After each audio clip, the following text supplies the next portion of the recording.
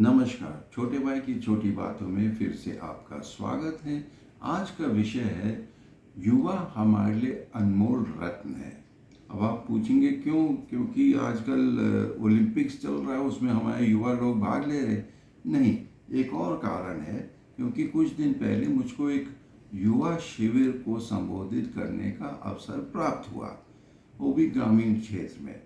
और मुझको वैसे भी युवाओं से बहुत लगाव है, उनके बीच में मैंने बहुत वर्षों तक काम किए। अब अक्सर कहा जाता है कि युवा देश का या समाज का भविष्य है, और सही है। ये भी कहा जाता है कि बिना युवाओं की भागीदारी का कोई भी योजना या क्रांति या अभियान सफल नहीं हो सकता है। क्यों? ऐसे क्यों है? अब उसका जवाब देने से पहले हम पहले ये स्पष्ट करें कि युवा है कौन, उनमें खासियत क्या है और हो सकता है उसमें खामियां भी क्या है। तो युवा कौन है? मोटे तौर पे हम लोग कहते हैं वो वर्ग है जो 15 और 30 वर्ष के बीच के होते हैं।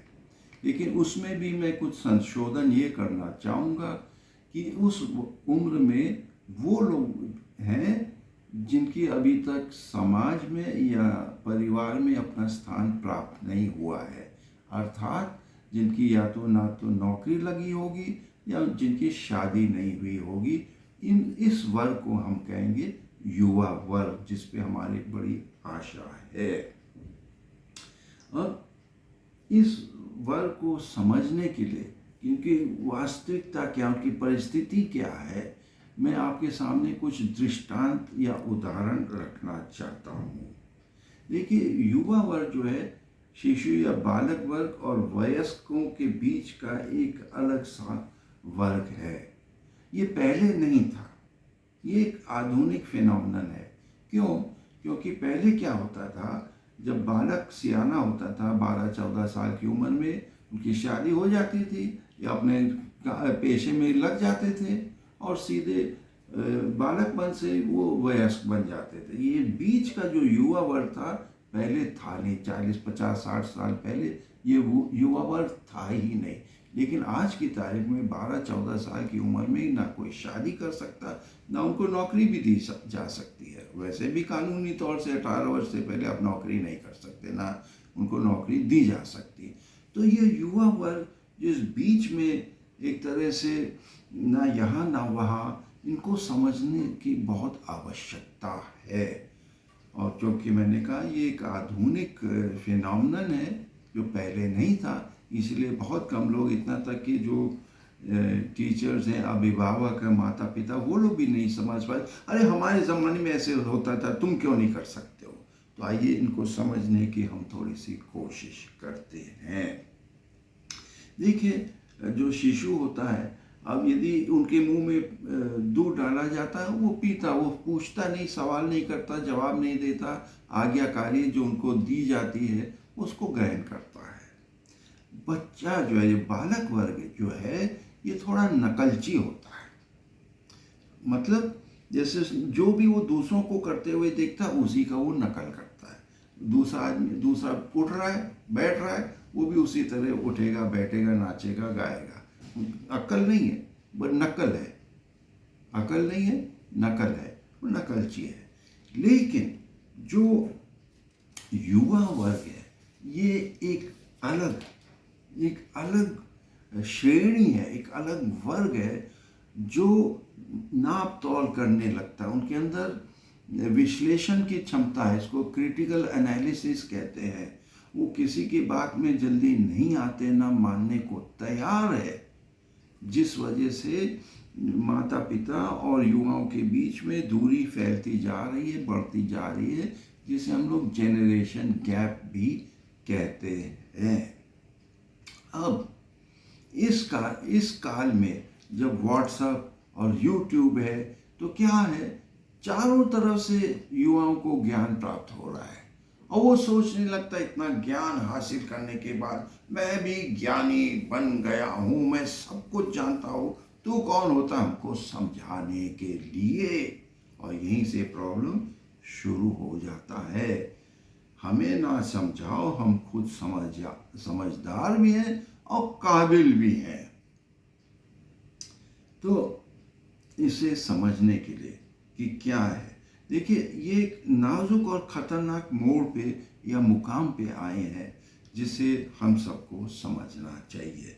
मैं इस परिस्थिति को, इस मुकाम को समझने के लिए आपके सामने पहला जो उदाहरण पेश करता हूँ वो देखिए, ये क्या है। हाँ, आप अवश्य कहेंगे ये घड़ा है। अब घड़े की क्या विशेषता है? इसका आकार तो हो गया, कुम्हार ने इसको ढाल दिया, लेकिन इस घड़े को अभी तक हमने भट्टी में नहीं डाला। और यदि इस कच्चे मिट्टी के घड़े में यदि हमने पानी उंडेल दिया तो क्या होगा? पानी भी बह जाएगा, मिट्टी भी बह जाएगी। कहने के मतलब आकार तो है, लेकिन अभी उसके अंदर क्षमता, ताकत जो होना चाहिए वो नहीं है, क्योंकि वो अभी आग में, भट्टी में झोंका नहीं जाता है, झोंका नहीं गया। और ये आग या भट्टी क्या है? वो इस दुनिया के जो हमारे अनुभव है, कुछ कड़वे भी अनुभव होंगे जिसको पार करना होता है। अग्नि परीक्षा दे कहिए, जब तक इन चीज़ों को अनुभव नहीं करते हैं वो ज्ञान अधूरा है और वो बह जा सकता है।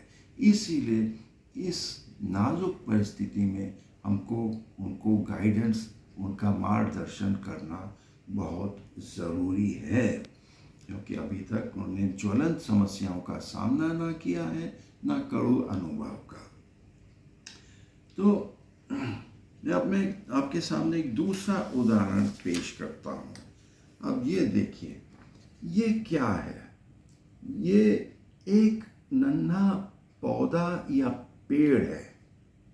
अब क्या है, हम देखते हैं कि इसका जो तना है वो मुलायम है, पतला है, लेकिन जो उनके पत्तों के जो बोझ है वो ज़्यादा है।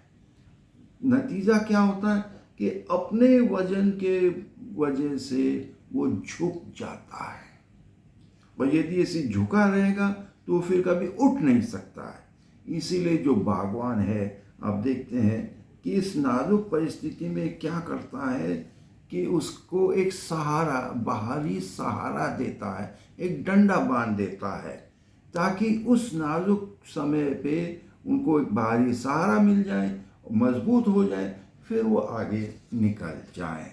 तो ये बाहरी सहारा जिसको हम कहते हैं, ये क्या है? ये है जो यूथ गाइडेंस जिसको हम कहते हैं, काउंसलिंग कहते हैं। उनके बीच में जो लोग विशेषज्ञ हैं, जो युवाओं को समझते हैं, हो सकता है माता पिता नहीं भी समझते होंगे, उनको ये गाइडेंस दे सकते हैं। देखिए, आपकी क्षमता है, और क्षमता में क्या है, हो सकता क्या हकीकत है कि आपके अंदर सेक्स ड्राइव है, यौन क्षमता है।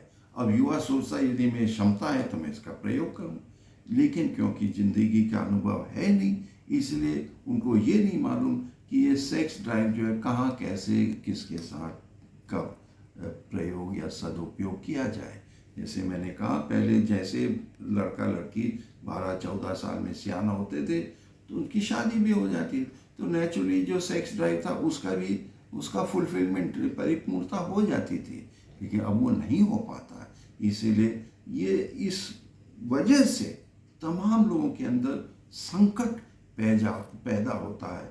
उस संकट मोचन हमें करना है, और वो है जो हमारे परामर्शदाता हैं, जो यूथ गाइड्स हैं, उनको किस तरह से इन्हें इस नाजुक मोड़ से हम गाइड कर सकते हैं। तो आइए मैं आपके सामने एक तीसरा उदाहरण पेश करता हूँ। आप इसको देखिए ज़रा। अब ये क्या है? आप देख सकते हैं ये एक मकान है, घर है, और उसकी छज्जा है या छत है।